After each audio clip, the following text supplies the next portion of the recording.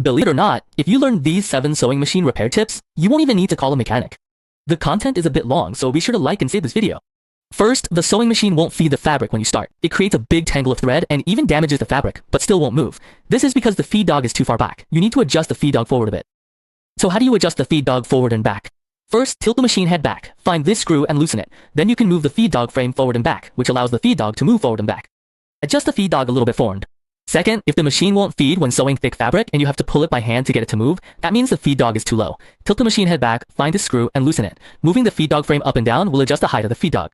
For thick fabric, adjust the feed dog to extend 1.2 to 1.5 millimeters above the needle plate. For thin fabric, adjust the feed dog to extend 0.8 to 1 millimeter. Third, if thin fabric gets puckered, loosen the thread tensioner a bit. The tension of the take-up spring also needs to be reduced. Insert a screwdriver into the tension assembly. Turning it to the left decreases the take-up spring's tension. Turning it to the right increases the take-up spring's tension. If you're sewing thick fabric, move this thread guide hook a little to the right. If you're sewing thin fabric, move this thread guide hook a little to the left. Fourth, if the bobbin winder doesn't spin, let's engage this latch. Press the pedal and see if the bobbin winder spins. If the bobbin winder doesn't spin, loosen the 3 set screws on top of it, and then take the bobbin winder out. First, check if the bobbin winder's rubber tire is worn down. Then, check if the bobbin winder tire is broken. If the bobbin winder tire is broken, you'll need to replace it. To replace the tire, just fit it onto the winder and push it all the way on. That's it. Then, put the bobbin winder back in, tighten the 3 screws on top, and now your bobbin winder should spin. If the winder disengages when the bobbin is only partially full, loosen the screw and move the bobbin stop latch outwards. If the bobbin gets too full and the thread spills over the sides, move this bobbin stop latch inwards a little. If the thread on the bobbin is wound too loosely, tighten this tensioner a little bit. If the thread winds more on the bottom of the bobbin and less on the top, loosen the screw and adjust the tension assembly upwards a bit. If it winds more on the top and less on the bottom, adjust the tension assembly downwards a bit.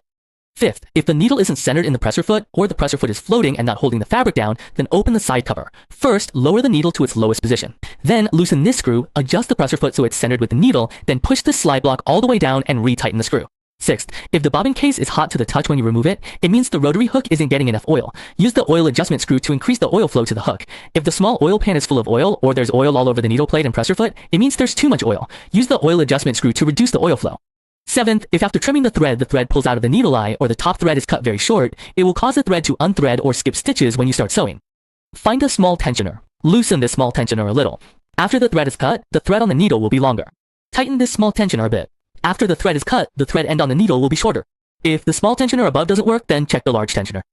The large tensioner has a thread releasing action when cutting the thread. If there is no releasing action, then open up the machine and find this screw inside. My machine only has 1 screw. Some machines have 2 screws, an upper and a lower one, but the principle is the same. Loosen the screw and move this outer spring to the right a little. The amount of thread released by the tensioner will increase. After adjusting, tighten the screw. This will